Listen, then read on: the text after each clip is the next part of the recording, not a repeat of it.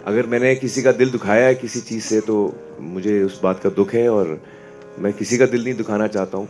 अगर लोगों को जिनको फ़िल्म नहीं देखनी है तो मैं उस बात की इज़्ज़त करूँगा, लेकिन मैं चाहूँगा कि ज़्यादा से ज़्यादा लोग फ़िल्म देखें। हमने बड़े मेहनत से फ़िल्म बनाई है।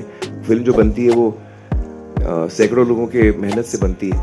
हर साल दुनिया भर में सैकड़ों कश्तियाँ समंदरी लहरों की नज़र हो जाती हैं, मगर हम इन कश्तियों की कहानी को याद नहीं रखते। सिर्फ टाइटैनिक जैसे बहरी जहाज़ की कहानी याद रखी जाती है, क्योंकि वो खुद समंदरी लहरों जितने बुलंद कामत और पुरकुवत होते हैं। इनका डूब जाना वाकई एक नाकाबिले फरामोश वाक़या बन जाता है। आज इस वीडियो में आपको दिखाएंगे बॉलीवुड की सबसे बड़ी कश्ती के डूबने की कहानी।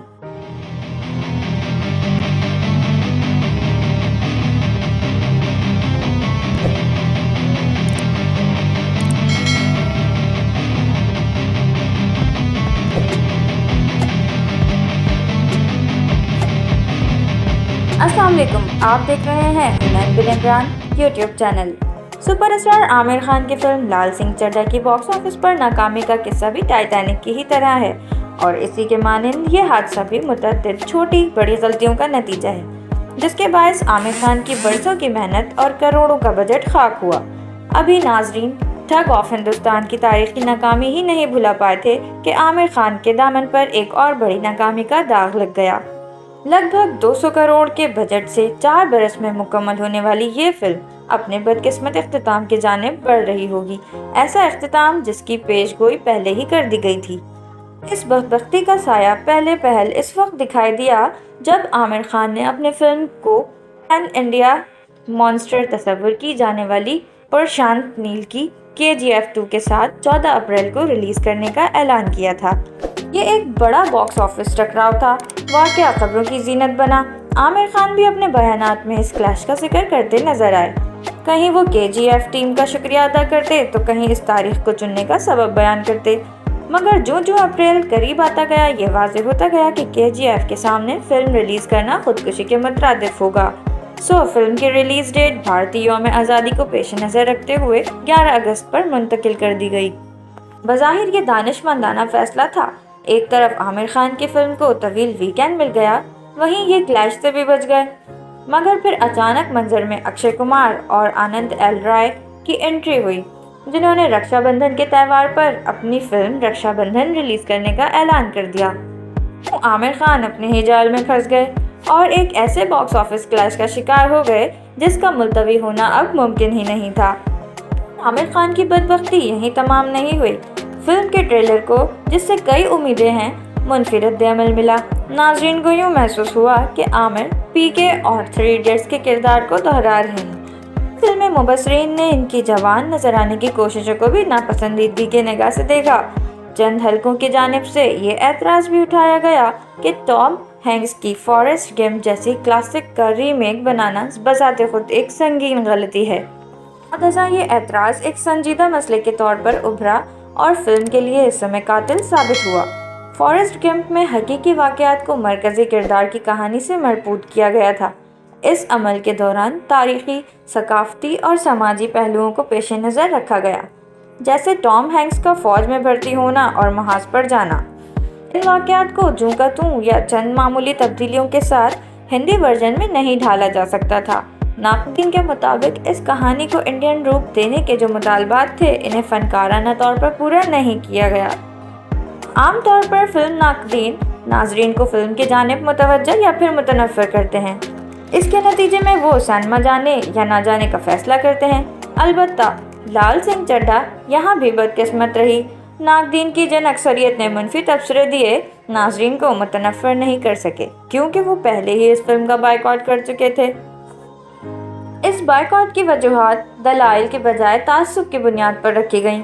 जिन बातों को मौजू बनाया गया वो पुराने वाक़यात थे, जैसे आमिर खान का एक बयान और फिल्म PK। इस पूरे प्रोपेगेंडे के पीछे 3 अवामिल थे: मुस्लिम दुश्मनी, सेक्युलर बयानी का रद्द और बॉलीवुड का बायकॉट। इस अफसोसनाक चलन ने समाज के दीगर शोबों के साथ साथ बॉलीवुड को भी किया मुतासिर, जो माजी में अपने सेक्युलर इमेज पर किया करते थे फ़ख्र और जिस पर दिलीप साहब से मिस्टर परफेक्शनिस्ट तक खान का राज था। मोदी सरकार आने के बाद पहले पहल तो कौम परस्ती को फ़रोग़ दिया गया। हिंदू इंतहा पसंदाना सोच रखने वाले अदाकार और फिल्म साजों को हुकूमत के गुड बुक्स में जगह दी जाने लगी। अक्षय और अजय को खान्स के खिलाफ सपोर्ट किया गया और ये सिलसिला ताहाल जारी है।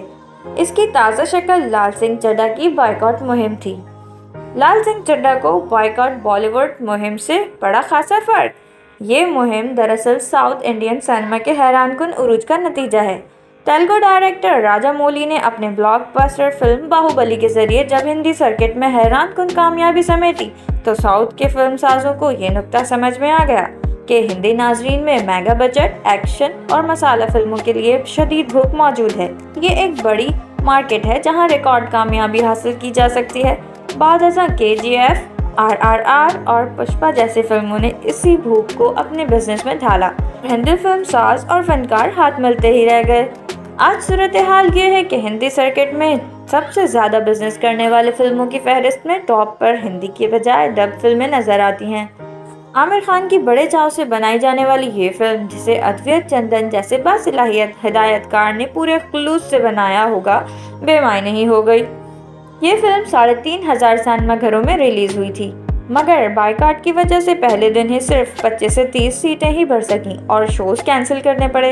यानी नाक़दीन के रद्द करने से पहले ही नाज़रीन इसे रद्द कर चुके थे।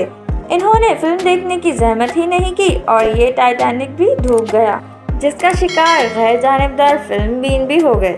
अगर ये बात भी नज़रअंदाज नहीं की जा सकती है कि इस फिल्म की हाइप तवक्का से थी कम, ट्रेलर भी था कमज़ोर, बॉक्स ऑफिस टकराव भी आड़े आया और सबसे बढ़कर फॉरेस्ट गेम से मवाजना भी एक बड़ा चैलेंज बन गया। ख्याल रहे कि PK और दंगल के रिलीज़ के मौके पर भी बायकॉट मुहिम जोरों पर थी, मगर दोनों फिल्मों ने रिकॉर्ड बिजनेस किया। लेकिन लाल सिंह चड्ढा में शायद वो हुनर और काबिलियत ही नहीं थी जो इसे कामयाब बना पाती। ये तो नहीं कहा जा सकता है कि इस फिल्म की नाकामी से आमिर खान का कैरियर हो गया है ख़त्म। ये ज़रूर है कि आमिर खान को इससे लगा है एक बड़ा धचका जिससे उभरना आसान नहीं होगा। साथ ही बाकी दोनों खान्स के लिए भी एक है बड़ा चैलेंज। इस साल के आखिर में सलमान खान की फिल्म कभी ईद कभी दिवाली रिलीज़ होने वाली है और अगले बरस जनवरी में शाहरुख खान की पठान बड़े पर्दे की जीनत बनेगी। खदशात जाहिर किए जा रहे हैं कि दोनों फिल्मों को इसी किस्म की मुश्किलात और बायकॉट मुहिम का सामना करना पड़ सकता है। इसलिए सवाल ये ज़रूर बनता है कि क्या खान्स का दौर ख़त्म हो गया है। इसी के साथ हमें दीजिए इजाज़त और वीडियो पसंद आई तो हमें फीडबैक ज़रूर दें। वीडियो लाइक करें, सब्सक्राइब करें और शेयर करें।